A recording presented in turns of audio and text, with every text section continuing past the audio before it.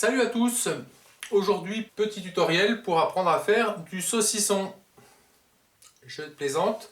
On va aujourd'hui apprendre à crépir. Pour les personnes qui sont désireuses d'apprendre à crépir, si elles veulent faire chez elles des joints de pierre ou tout simplement crépir un mur.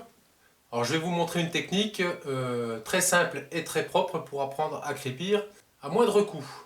Donc là c'est le goûter, je goûte. Et on regarde ça ensemble. Allez!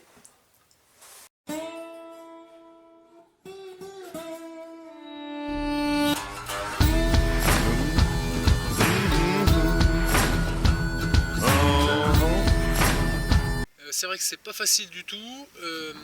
Il faut avoir je dirais le petit coup de patte, le petit coup de truelle qui fait que ça tient, quoi, que la molle te colle au mur. Donc que ce soit du mur en aglo comme derrière moi ou du mur en pierre. Alors l'astuce elle consiste en quoi? Donc déjà préparation du matériel, il nous faut une truelle, une taloche, j'ai pris un seau avec du sable mouillé, d'accord? Uniquement du sable. L'intérêt de cet exercice il va consister en projetant le sable sur le mur, à le faire tenir sans ciment, sans chaux. Ce qui permet au mur de rester propre, petit coup de jet, le mur est propre.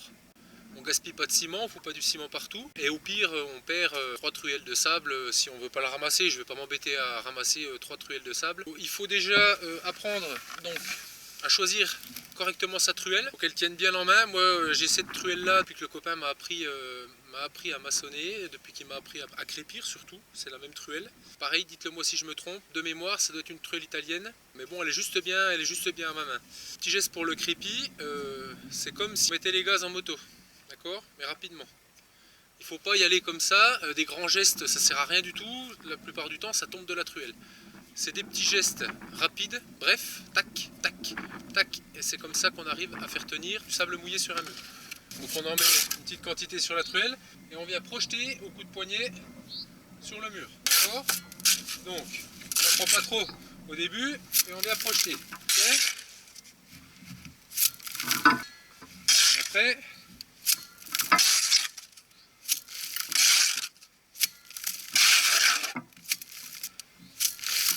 voilà, typiquement, voilà, après quand on prend le coup,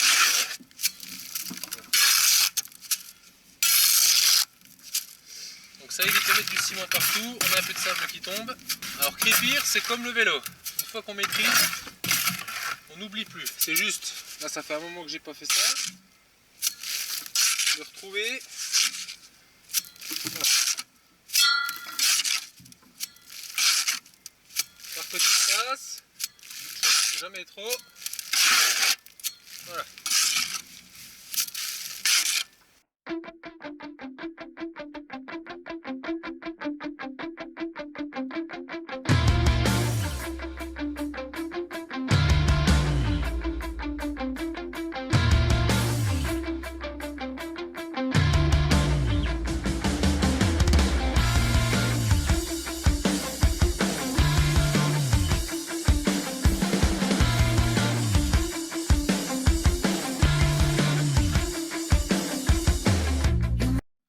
Voilà.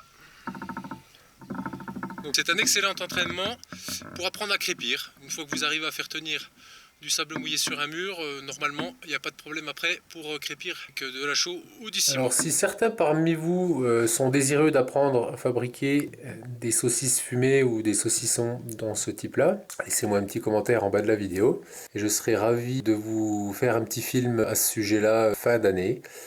Pour ce qui est de le manger, je pense que vous trouverez tout seul. Allez, à la prochaine!